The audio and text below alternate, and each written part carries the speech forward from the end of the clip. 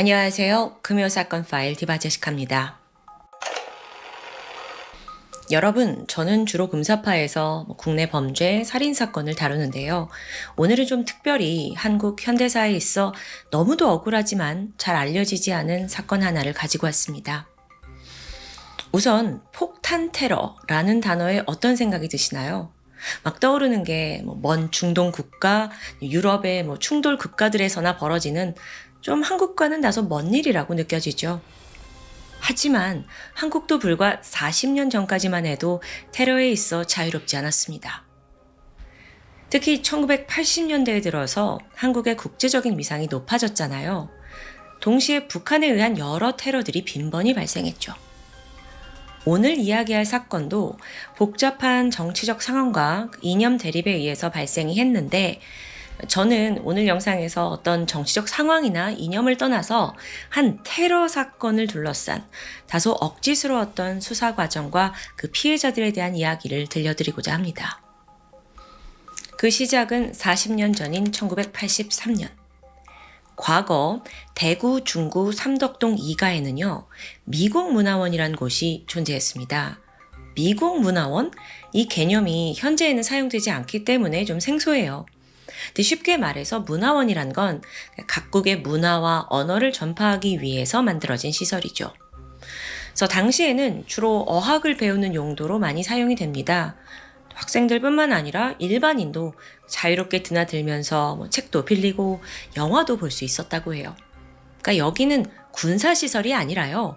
일종의 도서관, 문화센터 같은 역할입니다. 그런 미국 문화원이 폭탄 테러의 대상이 될 거라고는 그 누구도 상상하지 못했죠. 1983년 9월 22일 밤 9시. 당시 영남고등학교 1학년에 재학 중이던 허병철 군은 하교를 한 후에 친구들과 함께 버스를 타고 집으로 향하고 있었습니다. 왁자지껄 수다를 나누면서 평범한 날이었어요. 잠시 후 허군이 버스에서 내렸고요. 홀로 집으로 걸어가게 됩니다. 근데 마침 그 길에 그 대구 미국문화원 정문을 지나게 돼요. 근데 문득 허군의 눈에 띈 물체가 있었죠. 정문 앞에 2개의 가방이 놓여져 있는 겁니다. 좀 이상해요. 주인이 두고 갔나? 허군은 호기심에 가방에 다가갔고 그 내용물을 확인하기 전에 일단 이걸 살짝 들어보게 됩니다. 근데 이게 생각보다 묵직하더라고요. 특히나 가방 2개 중에 더 큰 건 혼자 들기 어려울 정도로 아주 무거워요. 허군이 즉각 이거 수상한데? 라고 생각을 해서 작은 가방을 챙겨가지고 인근 파출소로 향합니다. 가서는 제가요, 이 수상한 가방을 발견했어요. 근데 이거 말고 저기 한 개 더 있더라고요. 이 신고를 접수받은 사람은 김철호 순경이었습니다. 그러냐 하면서 다른 가방을 확인하기 위해 허병철 군과 함께 미국문화원으로 가요. 그들이 정문에 도착한 시각은 밤 9시 33분이었죠. 보니까 정말 이 학생 말대로 그 가방이 하나 더 놓여 있더라고요. 저게 뭐야? 그래서 이때 허병철 군은 아까 그 가방을 봤잖아요. 그래서 먼저 다가가서 김순경한테 이걸 보여주기 위해서 가방을 들게 되는데 순간 펑! 굉음과 함께 엄청난 폭발이 일어납니다. 여러분, 당시 이 건물 2층에 숙직하고 있던 경비원, 이 경비원의 증언에 따르면 한 9시 36분쯤이었대요. 갑자기 아래에서 엄청난 폭발음이 들렸죠. 건물 전체가 진동했습니다. 경비원도 너무 놀래서 무슨 상황이야 어리둥절 하던 중 갑자기 오른쪽 팔에 통증이 느껴졌어요. 보니까 폭발물 파편이 박혀가지고 피가 흐르고 있더라고요. 그러니까 이게 정문에서 폭발한 건데 2층 숙직실까지 날아와서 팔에 박힌 겁니다. 이것만 봐도 당시의 폭발 규모, 위력이 상당했다는 것을 짐작할 수 있어요. 자, 폭발 후에 문화원 건물 외벽이 와장창 파괴되었습니다. 게다가 건너편에 있던 경북대 부속병원 모든 유리창이 다 깨졌어요. 심지어 당시 건물 앞을 지나가던 택시 2대의 유리창도 완전히 박살났고요. 추 전문가들의 조사 결과 그 문화원에서 터진 폭발이요.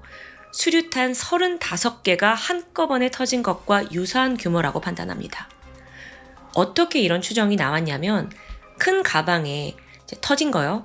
크레모아 3개가 사용된 것으로 예상이 돼요. 그러면 총 폭약의 양은 2.1kg입니다. 보통 수류탄 1개에 든 폭약이 60g 정도니까 35배의 위력인 거죠. 그런 엄청난 폭탄을 가장 가까이에서 당한 허병철 군과 김철호 순경, 결코 멀쩡할 수가 없었습니다. 안타깝게도 허군은 그 자리에서 사망했고요. 김철호 순경 또한 심각한 중상을 입고 맙니다. 자, 지금 보시는 이 사진은 사건 당시 허병철 군이 경찰서에 가져왔던 작은 가방의 실제 모습입니다. 사건 직후에 서둘러 확인을 해보니까 이 가방 안에도 폭발물이 들어있었어요. 근데 이게 불행 중 다행으로 불발탄이 된 거예요. 그래서 터지진 않았죠. 추후 분석해보니까 시한폭탄으로 개조되어 있더라고요. 만약에 폭탄을 들고 경찰서에 이제 갔는데 거기서 터졌다면 경찰까지 큰 피해가 입었을 겁니다. 그럼 우리의 다음 질문은 누가? 대체 왜 미국 문화원에 폭탄을 가져다 둔 걸까요?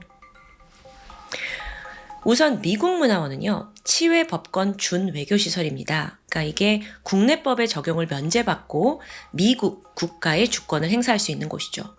그러니까 여기서 난 사고기 때문에 자칫하면 민감한 외교 문제가 돼요.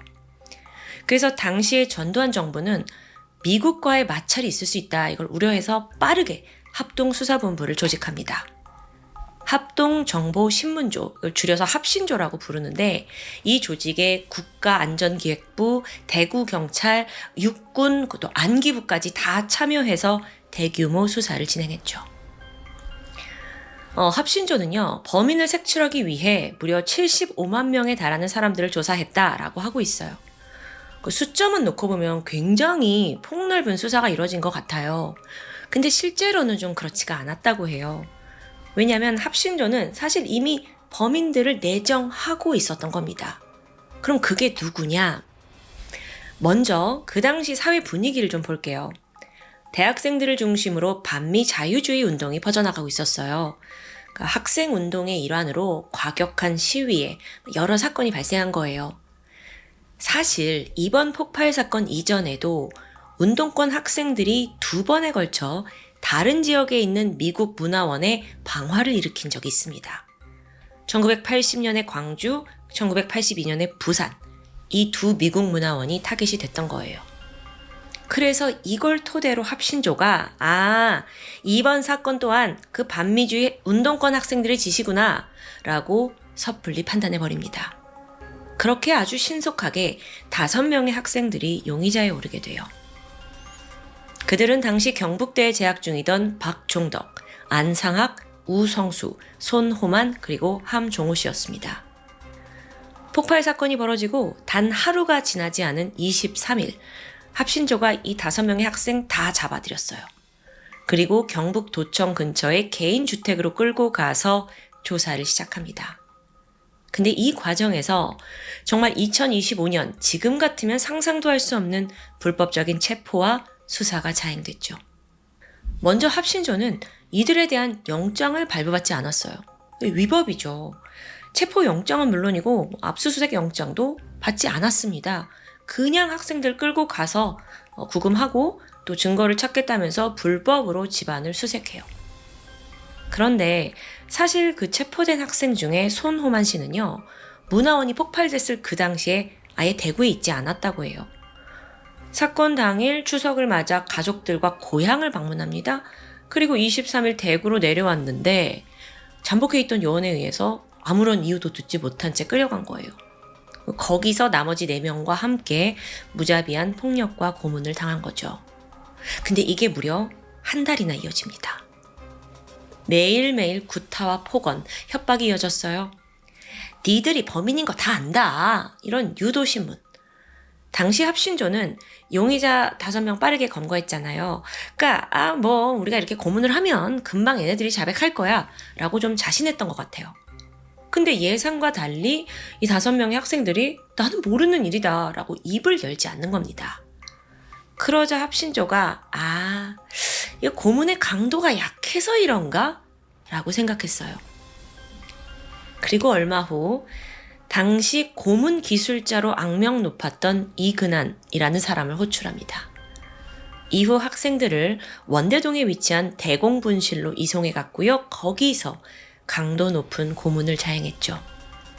이근한은 고문 기술자예요. 이게 무슨 직업인 건지 모르겠는데 이 사람이 하는 거는 그 이전과는 비교할 수 없을 정도로 상상 이상의 잔혹한 고문이었습니다. 매질, 그건 기본이고요. 강목으로 2다리를 비틀고 물고문하고 전기고문도 서슴지 않았죠. 게다가 더 힘든 건 주변 가족과 친구를 소환해서 네가 입을 열지 않으면 그들한테도 해가 갈 거다 라고 위협합니다. 지금 생각하면 완전한 불법 행위예요. 결국 이런 위협에 5명의 학생들이 포기하고 말아요. 차라리 허위 자백이라도 하고 형을 그냥 받는 게 내가 여기서 살아서 나갈 방법이구나 라고 생각한 겁니다. 그래서 합신조가 만들어둔 청사진이 있잖아요. 그들이 짜놓은 그 그림에 따라 끼워 맞추기식 자백을 하게 됩니다. 그 과정에서 박종덕 씨는 주범으로 몰려요. 그리고 손오만 씨는 군대에서 포병 생활을 한 적이 있대요. 그걸 근거로 너는 폭발물을 제조한 인물이다 라고 지명됩니다.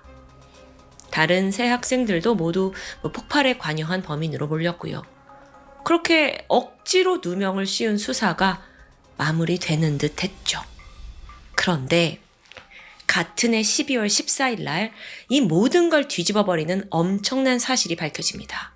그것도 북한 무장 간첩들에 의해서요. 1983년 12월 3일이에요. 부산 다대포 해안으로 침투하던 북한 간첩 2명이 생포됐습니다. 이 간첩들은 조장 전충남과 조원 이상규였어요. 근데 이 2사람이 어쨌든 잡혔는데 남양으로 전향 의사를 밝히거든요. 그리고 12월 14일 날 대대적으로 기자회견까지 열게 되죠. 그리고 기자회견 이후에 간첩 전충남을 통해 충격적인 사실이 밝혀집니다.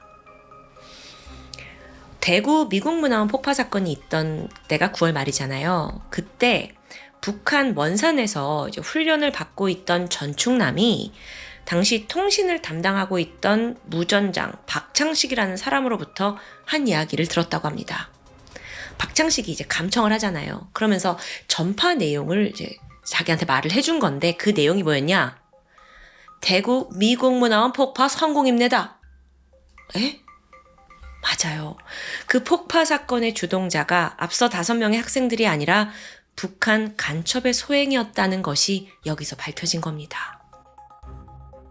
물론 북한에서 막 내려온 전충남의 이야기를 100% 신뢰할 수만 없잖아요. 그래서 기자회견 하고 나서 정부도 야, 폭파 사건 이거 다시 재조사해. 지령을 내렸어요. 하나하나 증거를 두고 추정해 보니까 이게 북한의 소행임을 뒷받침하는 게 너무 많아요. 먼저 사건에서 사용된 폭탄, 그리고 또 그 작은 가방에 있던 시한폭탄을 만들기 위해 사용된 건전지가 다 북한제더라고요.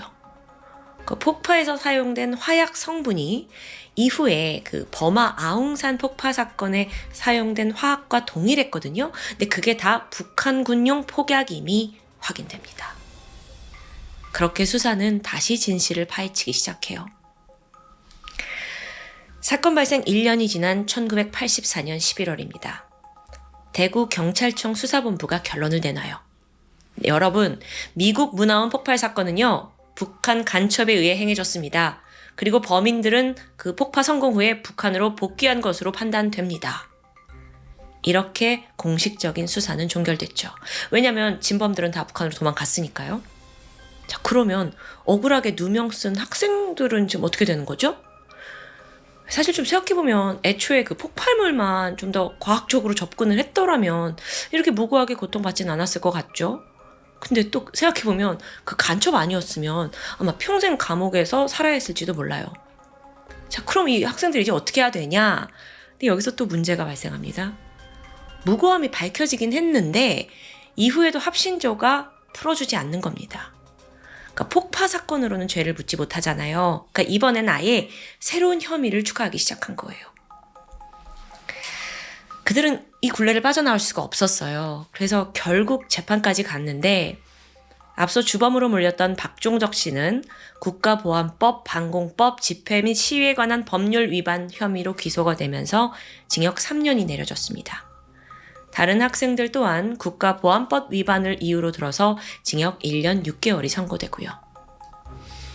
최후 진술에서 손오만 씨는 수사 당시 내가 어떤 고문을 받았는지 아느냐 라면서 억울함을 주장했지만 재판장은 이를 묵살합니다.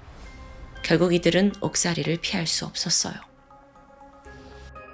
자, 한편 진범으로 확인되는 사람이 있습니다. 그는 북한 공작원 이철이에요. 북으로 돌아갔고 이 폭파를 성공시킨 대가로 김일성 훈장을 수여받습니다. 이후에 잘 살아가고 있겠죠? 그렇게 이 사건이요. 진범은 뭐 더 이상 알아도 잡지도 못해요. 피해자 박종덕 씨. 사건이 발생한 지 40년이 훌쩍 지난 지금도 여전히 악몽에 시달린다고 합니다. 그 무서운 대공분실로 들어가서 모진 고문을 받은 순간들, 그리고 그 억울함은 평생 잊을 수 없는 트라우마로 남아버렸죠. 지난 2006년에 박종덕 씨가 불법 구금과 고문, 거짓 자백을 시켰다라는 것에 대해서 과거사 정리위원회에 재조사를 신청하게 돼요. 사실 생각해보면요. 5명을 체포하는데 하루밖에 걸리지 않았어요. 부실한 수사죠? 또 최종 선고까지도 속전속결로 1년 만에 처리했습니다. 그런데도 불구하고 그 사건의 진실을 밝혀줄 재조사는 신청하고 2년이 지난 2008년에서야 시작이 됩니다. 또한 재심은 다시 12년이 지난 2018년에서야 열려요. 그 재심에서 5명의 학생들 모두 무죄를 선고받았습니다. 20대 대학생이던 그 학생들은 이제 환갑이 넘는 나이가 됐는데 그제서야 억울함이 풀린 거예요.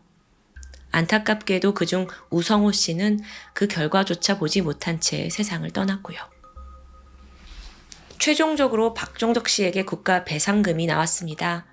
청춘 날리고 고문에 대한 트라우마로 고통받은 그가 받은 금액은 6,300만 원이었습니다. 사실 대구 미국문화원 사건에는 알려지지 않은 다른 피해자들이 더 존재한다고 합니다. 앞서 5명 학생 외에도 고 이경훈 씨, 고 이보경 씨 또한 그 사건에 연루가 되었다고 그 당시에 누명 쓰고 징역형 집행유예를 선고받았어요. 그 외에 신창일 씨 또한 불법 수사, 고문 받고 국가보안법 위반으로 징역 1년 6개월을 선고받았고요. 2020년 6월에 열린 재심을 통해서 고 이경훈 씨와 이보경 씨는 무죄 선고받았거든요. 하지만 이미 고인이 된 후였습니다. 오늘 스토리는 과거 반공이라는 이유로 강압적으로 사람들을 수사하고 고문하고 그러면서 수많은 무고한 피해자들을 만들어낸 어쩌면 한국의 굉장히 어두운 이면을 드러냈던 사건이라고 볼 수 있습니다. 그 역사가 다시 반복돼서는 안 되겠죠. 금요사건 파일 디바제시카였습니다. 안녕하세요. 금요사건 파일 디바제시카입니다. 1971년 8월 23일 낮 2시 15분 서울 대방동 건물이 즐비한 대로에 난데없는 총성이 울려 퍼졌습니다. 근처를 지나가던 사람들은 혼비백산 놀라서 도망치기 시작했죠.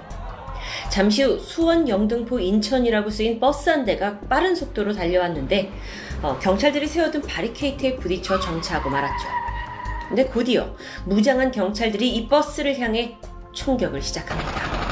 버스 안에서도 대응 사격이 이어졌습니다. 그러니까 이 버스가 일반 승객을 태운 차가 아니었던 겁니다. 잠시 뒤 버스 내부에서 수류탄이 터졌고 주위가 잠잠해졌습니다. 그때 버스 안에는 무장한 군인 22명이 있었는데 이 중 18명이 즉사했고 4명만이 살아남습니다. 대난, 서울 한복판에서 벌어진 유례없는 총격전. 사건 직후인 오후 3시 간첩대책본부에서 공식 발표를 진행했습니다. 무장공비들이 서울에 침투했다가 저지되었다 라는 내용이었죠. 그런데 3시간 뒤인 오후 6시 발표가 정정됩니다. 국방장관이 직접 전한 내용은 공군의 관리 아래 있던 특수범들이 격리 수용된 데 불만을 품고 탈영한 거라는 설명. 그렇게 이 정부 발표 이후 사람들에게 그날은 단순 탈영범들의 총격 사건으로 기억됩니다. 그로부터 30여 년이 지난 1999년과 2003년, 이 사건을 모티브로 한 동명의 소설과 영화가 개봉하면서 그동안 숨겨져 있던 진실이 드러납니다. 책과 영화의 제목은 실미도. 이 사건의 씨앗으로 볼 수 있는 건 1968년으로 거슬러 올라갑니다. 6.25 전쟁 이후에 남북관계에는 크고 작은 충돌과 긴장의 연속이었죠. 그러던 1968년 1월 21일, 31명의 게릴라 북한 부대가 청와대를 급습하는 사건이 발생했습니다. 다행히 작전은 실패로 돌아갔지만 31명의 북한군 중 유일하게 살아남은 부대원이 있었는데 김신조라는 사람입니다. 그는 체포되었을 당시에 기자들한테 이렇게 외쳤죠. 박정희 모가지 따러 왔수다. 이 말은 온 국민에게 큰 충격을 안겼습니다. 그리고 그 충격은 박정희 대통령도 마찬가지였겠죠. 분노한 박 대통령은 북에 보복할 목적으로 대한민국의 북파공작 부대를 결성하는 것을 승인했습니다. 그러니까 이들의 목적은 북한 김일성을 암살하는 것이겠죠. 그렇게 시작된 이 특수부대의 본부는 인천의 작은 섬 실미도에 꾸려집니다. 창설 명령이 떨어지고 같은 해 3월부터 즉각 대원 선발이 시작되었어요.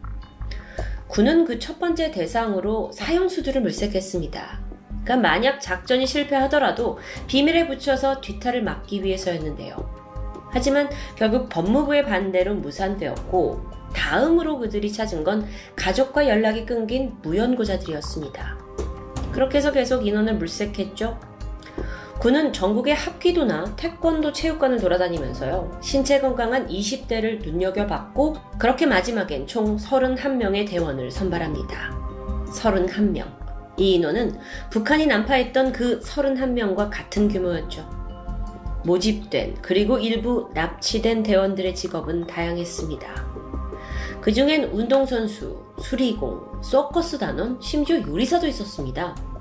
이렇게 특수부대에 오랫동안 훈련받은 군인이 아니라 평범한 직업을 가졌던 사람들까지 선발된 데는 이유가 따로 있었습니다. 바로 이 훈련에 참가하면 다양한 보상을 해준다는 달콤한 약속 때문이었죠. 임무기간 중에 월 600달러 지급, 이틀에 한 번 담배 한 갑, 외출 자유, 보장됩니다. 참고로 당시의 미화 600달러라는 가치는 하나로 그때 당시 환율로 계산하면 약 16만 원인데 그때의 공무원 한 달 월급이 10,000원 정도였으니까 정말 엄청난 액수죠. 또 6개월만 훈련을 받으면 미군 부대에 취직을 시켜준다라는 소리를 듣고 입대한 사람도 있었습니다. 그렇게 모두들 크고 작은 기대감을 품고 훈련원들이 모였고 1968년 4월 이 창설 날짜를 따서 684 부대, 일명 실미도 부대가 탄생합니다. 이후 인천 실미도에서 그들을 기다린 건 말 그대로 지옥 훈련 그 자체였습니다. 근데 이게 단순한 병영 훈련과는 좀 거리가 멀었죠. 실미도 훈련장에 가보면 이 대원들을 관리하기 위해 군에서 파견한 기관병들이 있었습니다. 문제는 이 기관병들이 실탄이 장전된 기관총을 들고 대원들을 위협했다는 부분인데요. 분위기가 아주 살벌하죠. 더 빨리빨리 해라! 라면서 실제 사격을 가하는 바람에 한 부대원은 옆구리에 관통상을 당하기도 했습니다. 이런 무시무시한 분위기 속에서 안전장비도 없이 외줄타기를 강요했고 또 한 대원은 그로 인해 머리가 깨지는 사고를 당하기도 했습니다. 훈련을 제대로 소화하지 못하면 인간 이하의 대접과 온갖 폭행을 당하기 일쑤였고요. 하루 일과를 좀 살펴보면 새벽 4시 30분에 시작됩니다. 그리고 훈련은 오후 5시까지 이어졌죠. 저녁 6시 10분부터는 정신교육이라는 명목하에 구타가 이어졌는데요. 이들은 정말 24시간 내내 무장한 기관병들의 강력한 통제와 매서운 감시 속에서 살아갔던 겁니다. 근데 문제는 사실 이런 고된 훈련만이 아니었어요. 처음 지원했을 때 준다던 600달러는커녕 매달 고작 3,200원 정도의 봉급을 받습니다. 이마저도 3개월이 지나서는 받지를 못했죠. 외출도 자유롭지 않았습니다. 이렇게 실미도 부대의 상황이 매우 열악했는데 놀랍게도 대원들의 능력은 그야말로 일취월장이었습니다. 특수부대라는 이름에 맞는 그 훈련 때문이었을까요? 대원들은요, 산악 6km 정도 구간을 26분 만에 완주할 수 있었고요. 이건 그 북한 김신조 부대의 속도보다 1분 빠른 기록이라면서 군이 기뻐했죠. 대원들이 사격을 하면 명중률이 거의 100%에 가까웠다고 합니다. 시간이 지나서 훈련 1년차가 되니까 군 부대의 그 경계를 뚫고 서울 오류동에서 경북 의성까지 210km를 들키지 않고 침투하는 모의 훈련에 성공하기도 했습니다. 극도의 지옥 훈련도 이겨낸 대원들, 이때쯤 되니 자신감이 그야말로 하늘을 찔렀다고 해요. 이제 북한의 침투에서 김일성을 암살하는 건 시간 문제라고 생각했습니다. 그 목표가 이 부대의 존재의 이유였으니까요. 그리고 마침내 이 모든 작업이 끝나면 자유를 얻어서 포상을 받고 실미도를 나갈 수 있을 거란 희망이 부풉니다. 그렇게 1969년 10월 대원들은 드디어 북한으로 향할 준비를 하고 있었습니다. 무기와 폭약으로 무장을 한 채 서해 최북단에 위치한 백령도로 향했습니다. 그리고 거기서 막사를 꾸리고 평양으로 침투를 하라라는 군의 명령만을 기다리게 되는데요. 사흘이 지나도 아무런 소식이 들려오지 않았습니다. 그러다 마침내 고대하던 명령이 떨어지는데 돌연 실미도로 복귀하라는 작전 취소 명령입니다. 너무도 예상치 못한 소식에 대원들의 사기가 떨어지는 건 물론이고 묘한 불안감으로 변하기 시작했죠.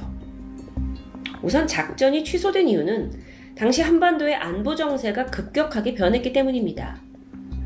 미국에서 그 당시에 이제 서울을 지키고 있던 미군의 철수를 논하고 있었고요. 대한민국은 그렇다면 스스로 안보를 지켜야 하죠. 위기의 상황입니다. 혹여나 만약 공작원을 보냈다가 북한이 당장 보복이라도 해올 경우에는 상황이 아주 난처해집니다. 그래서 정부는 부랴부랴 북한과 대화에 나서면서 남북 화해 분위기를 조성합니다. 이런 정치 외교적인 분위기 속에서 지난 몇 년간 오직 김일성 타도만을 목표로 삼은 이 실미도 부대는 그 존재의 이유가 사라지는 겁니다. 순식간에 누구도 책임지지 않는 애물단지로 전락한 거죠. 이후 정부의 방치 아래 시간은 속절없이 흘렀습니다. 처음 약속된 훈련 기간 6개월은 이미 지난 지 오래고요. 어느덧 3년 차에 접어들었죠. 그 사이 부대의 생활 환경은 더 열악해졌습니다. 보급품들은 형편 없어졌고요.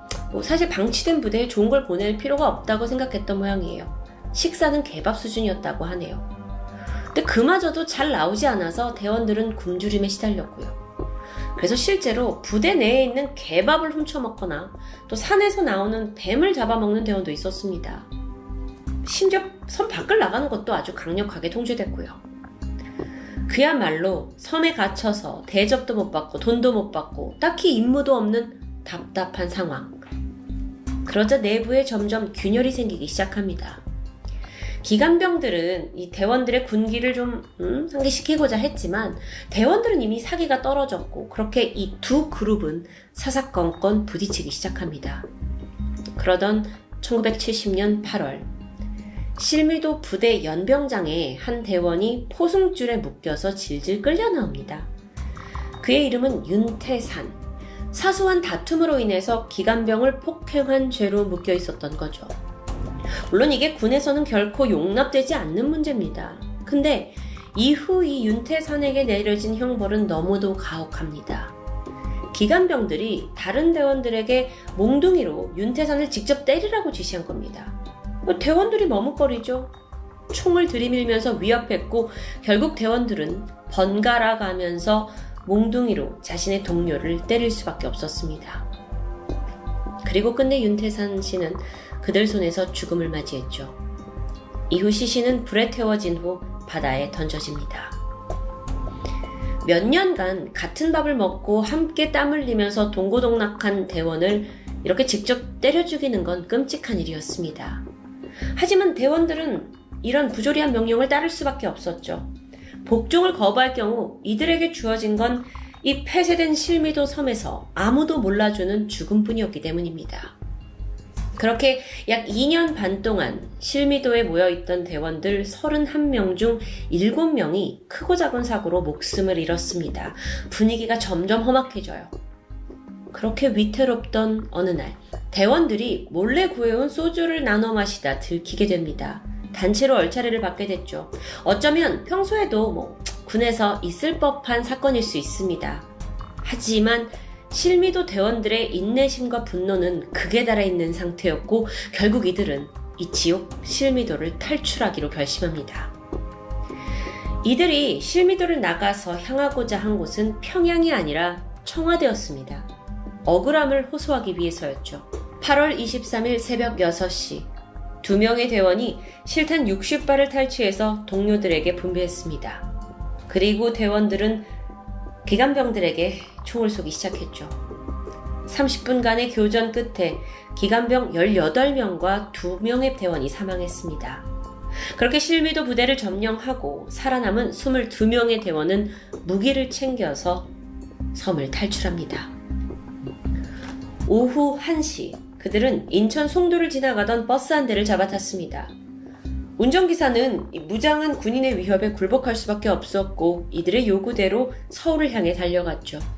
하지만 머지않아 밖에서 총알이 날라옵니다. 탈영 소식을 알게 된 육군이 바로 뒤쫓아온 겁니다. 그리고 추격을 따돌리는 과정에서 버스에 있던 실미도 대원 3명이 추가로 사망했고요. 버스 기사 또한 오른팔에 관통상을 당했습니다. 이후 다시 서울로 향하던 이들은 또 다른 버스로 갈아탑니다. 당시 버스에는 7명의 민간인이 타고 있었죠. 오후 2시 15분 버스가 서울 대방동 삼거리에 도착했습니다. 하지만 그곳에는 노량진 경찰서 기동타격대가 미리 대기 중이었어요. 버스를 발견한 경찰은 즉각 사격을 시작합니다. 대원들도 버스 안에서 총을 쏘기 시작했죠. 그렇게 한참의 교전이 이어졌습니다.